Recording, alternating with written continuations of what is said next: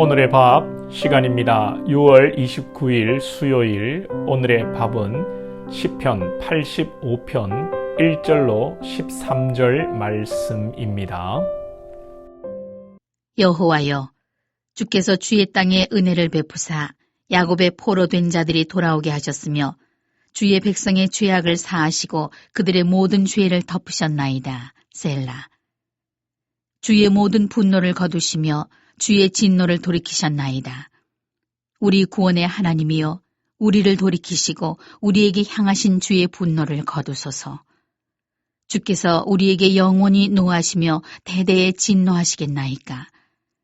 주께서 우리를 다시 살리사 주의 백성이 주를 기뻐하도록 하지 아니하시겠나이까. 여호와여, 주의 인자하심을 우리에게 보이시며 주의 구원을 우리에게 주소서. 내가 하나님 여호와께서 하실 말씀을 들으리니 무릇 그의 백성, 그의 성도들에게 화평을 말씀하실 것이라. 그들은 다시 어리석은 대로 돌아가지 말지로다. 진실로 그의 구원이 그를 경외하는 자에게 가까우니 영광이 우리 땅에 머무르리이다. 인애와 진리가 같이 만나고 의와 화평이 서로 입맞추었으며 진리는 땅에서 솟아나고 의는 하늘에서 굽어보도다. 여호와께서 좋은 것을 주시리니 우리 땅이 그 산물을 내리로다. 의가 주의 앞에 앞서가며 주의 길을 닦으리로다. 아삽의 시를 지나 이제 고라 자손의 시입니다. 오늘 시편은 세 부분으로 크게 나누어져 있습니다. 1절에서 3절은 과거의 일에 관한 것입니다. 시편 기자는 과거에 하나님께서 이스라엘 백성들을 바벨론의 포로에서 구원하신 것을 기억하며 기도했습니다. 또 4절에서 7절은 현재의 일에 관한 것입니다. 시편의 기자는 현재 당면한 공경에서 어려움에서 구원하시기를 기도했습니다.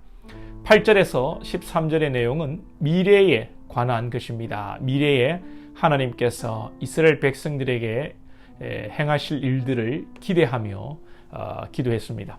오늘 이 시편의 내용을 보면 과거, 현재, 미래를 언급하며 기도하는데 이 기도의 특징을 두 가지 면에서 보면 하나는 과거와 현재, 미래 이 어느 것도 하나님의 은혜에 근거하여 기도한다는 것입니다.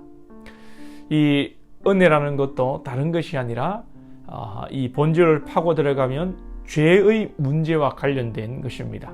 과거에 이스라엘이 죄로 인하여 하나님의 징계를 받고 포로되었던 시절이 있었는데 특별히 바벨론 포로에서 하나님의 은혜로 구원받고 돌아왔다는 것입니다.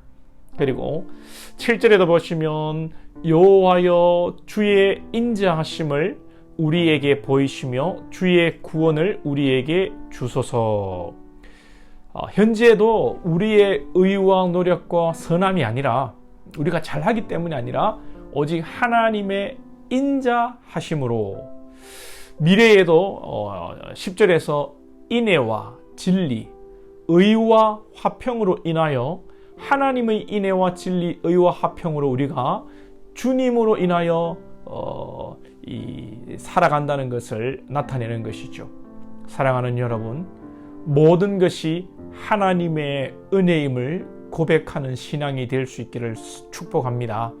하나님의 은혜는 우리에게 생명을 주시는 은혜입니다.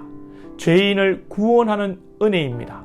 자격 없는 자를 하나님의 자녀로 자녀의 자격을 부여하는 은혜입니다. 우리가 기도할 때에 이 하나님의 은혜를 기억하며 기도할 수 있기를 원합니다. 어떤 분들은 자기의 의를 가지고 내가 기도를 많이 했기 때문에 지성이면 감천이다. 이런 한국적 사고방식, 유교적 사고방식으로 내 기도가 이루어진다 라고 생각하는 사람들이 의외로 많이 있습니다. 어떤 사람들은 또 반대로 나 같은 죄인이, 나같이 또 신앙이 부족한 사람이 과연 기도한다고 하나님께서 내 기도를 들으실까 하고 또 기대감 없이 기도하는 분들이 계십니다. 우리는 오늘 하나님의 은혜를 기억하며 힘차게 믿음으로 간구해야 될 줄로 믿습니다. 막연하게 기도하는 것이 아니라 지난날 하나님의 그 베푸신 은혜를 기억하며 하나님의 그 기적과 능력을 기억하며 살아계신 하나님께서 오늘도 나에게 당면한 문제를 풀어주시고 해결해 주실 것을 믿고 우리가 기도하는 것이죠. 이 하나님의 은혜라는 것의 이 기도의 핵심은 특별히 여러분 죄에서 우리를 구원하신 것입니다. 10절에 나오는 인애, 진리, 의, 화평 이런 단어가 전부 죄의 문제와 관련된 용어입니다. 인애는 죄로 구원하시는 사랑, 진리는 법률적 용어로 재판하다 그런 의미가 있는데 이 재판이 없다면 선과 악도 없고 구원의 문제도 여러분 다룰 것이 없지요. 그리고 죄로 인하여 하나님과 우리가 화평이 깨어져 버렸는데 예수 그리스도를 통하여 구원하심으로 우리가 죄에서 자유케 되고 하나님과 우리의 관계가 회복되고 화평하게 된 것이고 이것이 우리의 의가 아니고 예수 그리스도의 의로 되었다는 것을 오늘 시인은 기도하며 고백하는 것입니다. 자, 그리고 오늘 기도의 또 다른 특징은 이 기도의 목적이 하나님을 기뻐하는 것입니다. 6절을 보시면 우리를 다시 살리사 주의 백성으로 주를 기뻐하도록 하지 아니하시겠나이까. 주를 기뻐하도록 하지 아니하시겠나이까. 중요한 말씀입니다.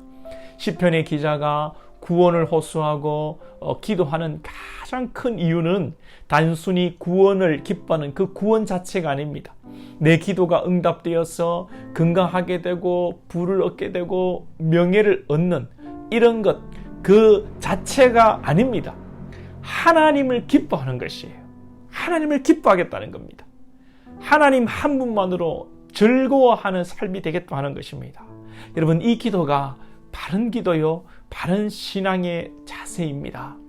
하나님께서 우리에게 기도의 응답을 주시는 이유는 기도의 응답, 그 기도의 응답으로서의 결과가 중요한 것이 아니라 그것을 넘어서서 그 기도를 이루시는 하나님을 바라보라고, 하나님을 의지하라고, 내가 너의 참 하나님이라고, 내가 너의 참 아버지라고 말씀하시는 것입니다.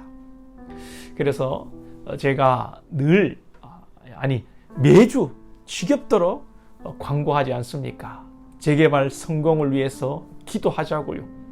재개발을 해서 기도를 많이 해서 우리 교회가 몇십억, 100억 이런 보상 받니, 아니면 수천 평 땅에 예배당을 짓느니, 수백 명 들어가는 예배당을 짓고 빌딩처럼 화려하고 몇 층 되는 그런 예배당을 짓게 해달라고 기도하는 것이 아니라 우리 교회에 맞는 하나님의 그 안성맞춤의 은혜로 하나님의 계획하심대로 우리 교회에 예배당을 허락하시고, 더 중요한 것은 그 결과물이 아니라 이 재개발의 과정을 통해서 하나님의 사랑하심, 하나님의 은혜, 우리 교회를 하나님이 얼마나 사랑하시는지를 온 성도들이 깨닫는 은혜, 하나님이 정말 재개발 가운데 다른 것을 바라보시는 것이 아니라 우리 교회를 바라보시고 우리의 성도 한 영혼 한 영혼을 바라보는 그 하나님의 은혜와 사랑을 체험하는 과정이 될 수 있도록 우리가 기도하자는 것 아닙니까?